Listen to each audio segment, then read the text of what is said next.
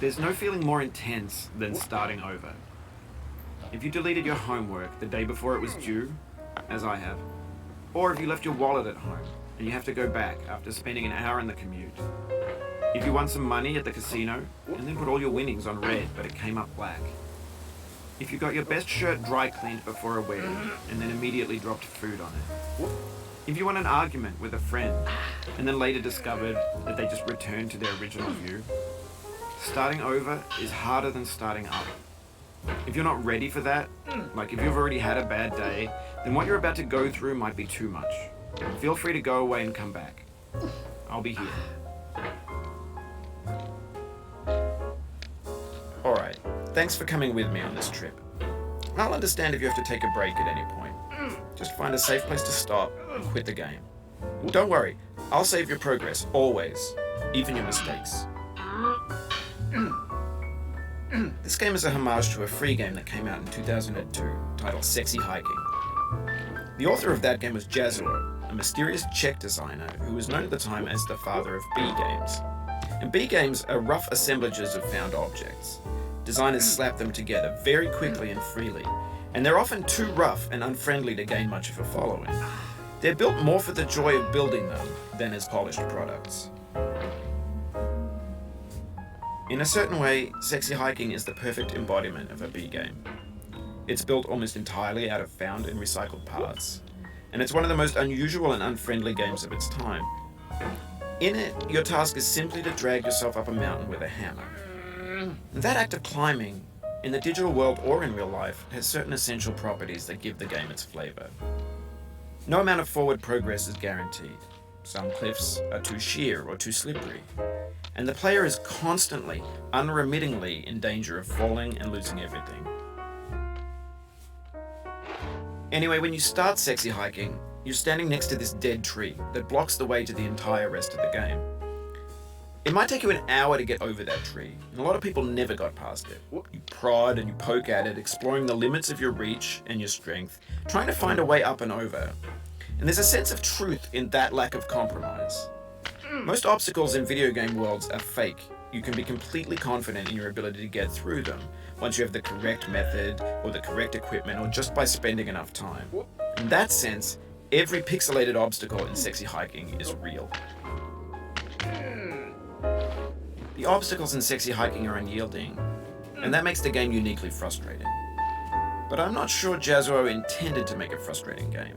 The frustration is just essential to the act of climbing, and it's authentic to the process of building a game about climbing. A funny thing happened to me as I was building this mountain. I'd have an idea for a new obstacle, and I'd build it, test it, and it would usually turn out to be unreasonably hard. But I couldn't bring myself to make it easier. It already felt like my inability to get past the new obstacle was my fault as a player rather than as a builder.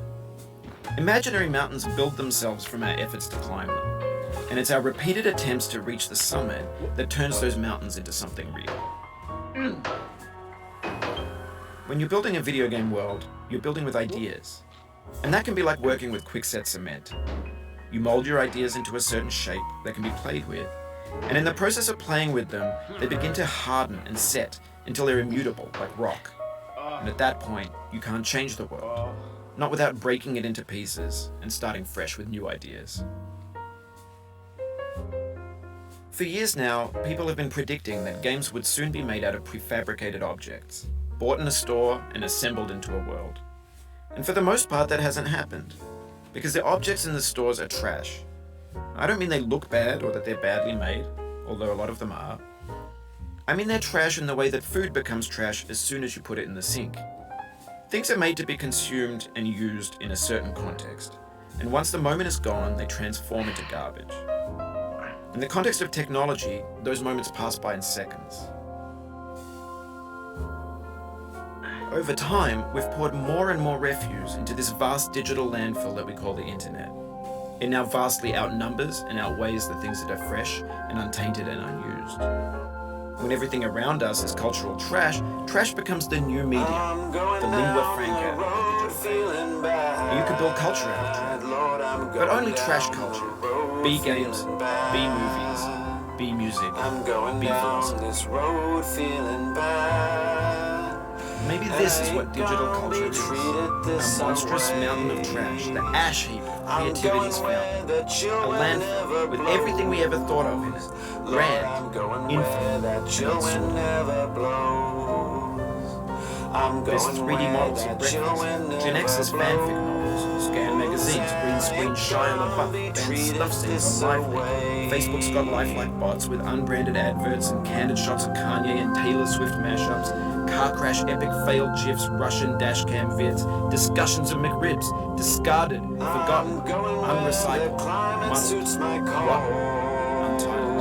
I'm going where my cauldron's never everything's fresh for about 6 seconds, until some newer thing beckons, and we hit refresh. And there's years of persevering, disappearing into the pile, out of style, out of sight. In this context, it's tempting to make friendly content that's gentle, that lets you churn through it but not earn it. Why make something demanding if it just gets piled up in the landfill, filed in the bland things? Lord, I'm going down this road feeling when games were new, they wanted a lot from you. Taunting, resetting, delaying you. Players played stoically. Now everyone's turned off by that. They want to burn through it quickly. A quick fix for the fickle, some tricks for the clicks of the feckless. But that's not you, you're an acrobat. You could swallow a baseball bat. Now I know, most likely you're watching this on YouTube or Twitch, while some dude with 10 million views does it for you, like a baby bird being fed chewed up food. That's culture too.